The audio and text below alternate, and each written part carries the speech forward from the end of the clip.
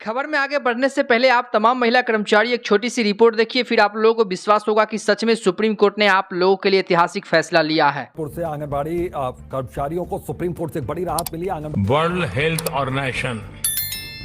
WHO ने भारत की आशा workers, आशा बहनों को सुप्रीम कोर्ट की 2 जजों की बेंच ने आंगनवाड़ी वर्कर्स और हेल्पर्स के संबंध में एक बड़ी महत्वपूर्ण जजमेंट रिसेंटली डिलीवर की है। हेलो नमस्कार, आप देख रहे हैं वर्ल्ड रिपोर्ट। इस वक्त की बड़ी खबर के साथ जुड़ रहे हैं तमाम वर्ग के महिला कर्मचारियों को लेकर बहुत ही अच्छी खबर है। सबसे पहले आप तमाम वर्ग के महिला कर्मचारियों को बता दें कि बीते दिन टाइम्स नाउ को इंटरव्यू देते हुए परिवार कल्याण मंत्री यानी कि जुबीन स्मृति ईरानी ने स्पष्ट कर दिया है कि तमाम वर्ग के महिला कर्मचारियों को जो उनकी सुनिश्चित जो वेतन होनी चाहिए, साथ ही आप लोगों की जो NPS होनी चाहिए, मेडिक्लेम पॉलिसी होनी चाहिए, एक्सीडेंटल इंश्योरेंस होनी चाहिए, सप्ताह में छुट्टी होनी चाहिए, राष्ट्रीय छुट्टी होनी चाहिए और EPFO के साथ ESI, अनुकंपा, ग्रेजुएटी और रिटायरमेंट आप लोगों को मिले। इसको लेकर के उन्होंने भी कहा है, क्योंकि राष्ट्रपति महोदया से जब निर्वाचन आयोग मिलने के लिए गए थे, क्योंकि आप लोगों को भी पता होगा कि बीते दिन जब निर्वाचन आयोग ने इस तरह की नोटिफिकेशन डाली कि तमाम वर्ग के महिला कर्मचारियों को 2024 लोकसभा चुनाव में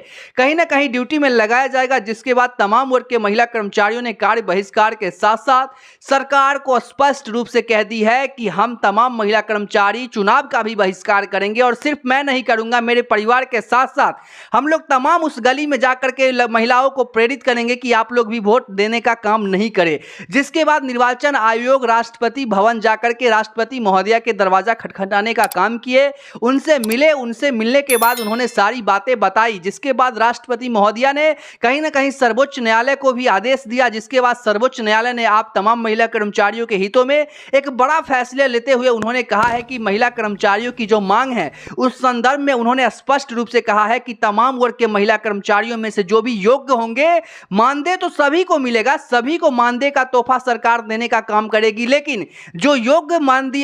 महिला कर्मचारी हैं, जैसे कि आपको बता दें आंगनवाड़ी सेविका हो या फिर आशा कार्यकर्ता हो, रसोईया कर्मी है, उन सभी को सरकार ने एक बेहतर फैसिलिटी के रूप में जो कहा गया है, हमारे पास पत्र है और पत्र के माध्यम से ही आपको बताने का काम कर रहे हैं। जैसा कि आप लोग साइड में पत्र देख भी रहे होंगे, क्योंकि पत्र के माध्यम से और देखिए कॉलम नंबर जो दलील देते हुए कहा गया है, कॉलम नंबर 8 में स्पष्ट रूप से कहा गया है कि महिला कर्मचारियों के लिए जो नियमावली बनाई जा रही है वो ऑल इंडिया सर्विस के माध्यम से बनाई जा रही है और महिला कर्मचारियों को आप लोगों में से जो योग्य आंगनवाड़ी सेविका हैं उन सभी को प्री प्राइमरी टीचर के पद पर और आशा वर्कर को ANM के पद पर, साथ ही जितने भी हेल्पर वर्कर हैं उन सभी को नियुक्त किया जाएगा और रसोईया को सेवा अवधि के अनुसार मानदेय में हर साल बढ़ोतरी की जाएगी, जिसको लेकर के जो है राष्ट्रपति महोदया ने जो है कहीं ना कहीं सर्वोच्च न्यायालय को आदेश दिया था और सर्वोच्च न्यायालय ने उसी महीने में अपने हितों से उन्होंने यही सब फैसला लिया है, क्योंकि महिला कर्मचारियों के बीते दिनों से बहुत सारी परेशानियां हो रही है। उनको होली के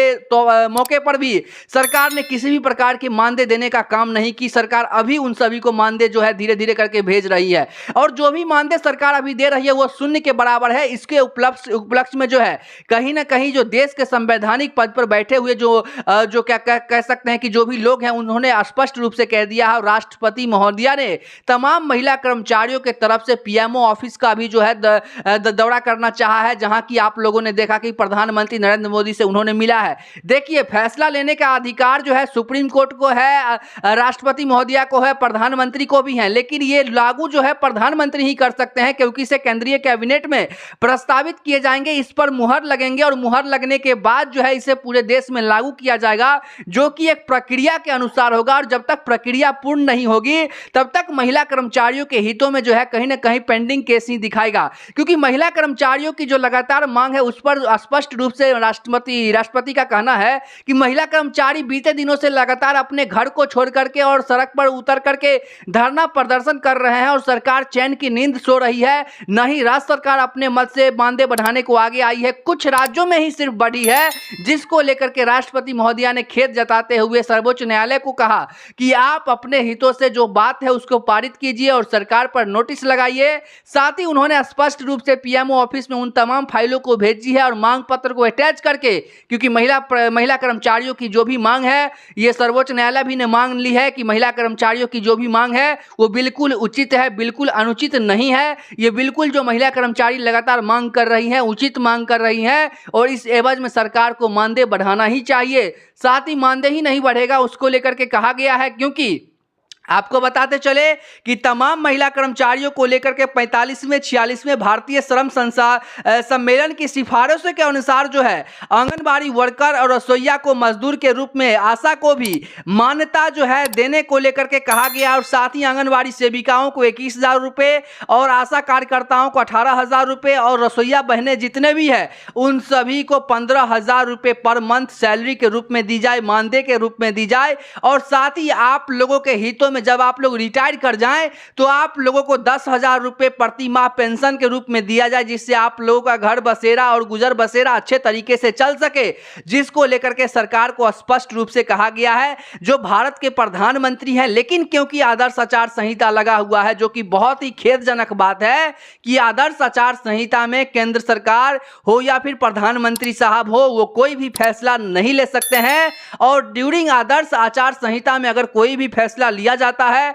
तो वो फैसला मान्य नहीं होता है। तमाम महिला कर्मचारियों को हम बता दें कि हमने जो प्रवक्ता से बात भी किया था, आप लोगों को हमने लाइव जो है बात में सुनवाया था कि उन्होंने स्पष्ट रूप से कहा था कि महिला कर्मचारियों के पॉलिसी पर बिल्कुल अच्छे तरीके से काम चल रही है और महिला कर्मचारियों को जल्द ही बेहतर फैसिलिटी मिलेगी, जिसको लेकर के उन्होंने स्पष्ट कर दिया था कि महिला कर्मचारी लगातार अपने मांगों को लेकर, चाहे वो उचित वेतन के रूप में हो, मानदेय के रूप में हो या फिर एनपीएस हो, मेडिक्लेम पॉलिसी हो, एक्सीडेंटल इंश्योरेंस हो, सप्ताह में छुट्टी हो, राष्ट्रीय छुट्टी हो, ईपीएफओ हो, ईएसआई हो, अनुकंपा हो, ग्रेजुएटी हो, रिटायरमेंट हो, तमाम तरह की फैसिलिटी महिला कर्मचारियों को लेकर के उन्होंने कहा था कि महिला कर्मचारियों को देने का काम करेंगे, क्योंकि महिला कर्मचारी बेसब्री से इंतजार ही नहीं बल्कि अपने घर को छोड़कर, अपनी राज्य को छोड़कर के जंतर मंतर पहुंचकर वहां पर धरना प्रदर्शन करती है और सरकार के खिलाफ, राज्य सरकार और केंद्र सरकार के खिलाफ वो लगातार धरना प्रदर्शन करके अपनी मांगों को रख रही है और सरकार कहीं ना कहीं उनकी मांगों को नजरअंदाज कर रही है, उनकी मांगों को सरकार नहीं मान रही है,